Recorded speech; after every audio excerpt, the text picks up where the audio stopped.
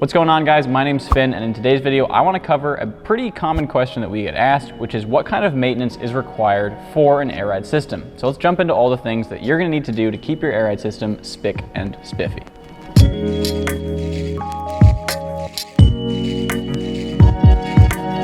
Alright, so you made it this far into the video. Now the short answer is there really is no maintenance. The air ride systems are pretty self-sufficient and kind of run on their own without a lot of help needed. However, there is one thing that you do want to check on from time to time, and that's going to be the condensation building up in your tank.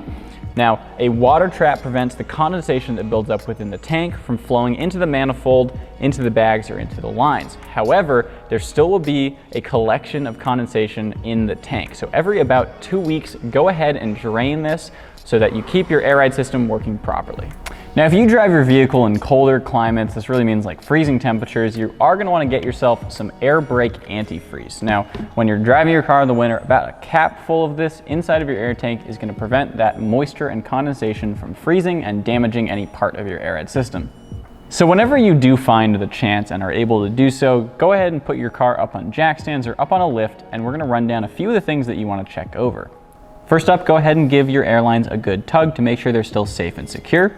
Next up, if you have height sensors, go ahead and check each one of them. Make sure that there isn't any extra unnecessary play, everything's tightened down, and nothing is rubbing.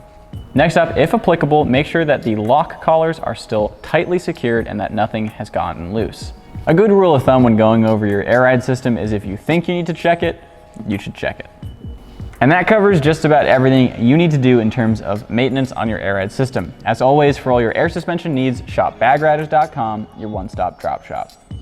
Cameraman Peter asked a great question. What would happen if you drank this?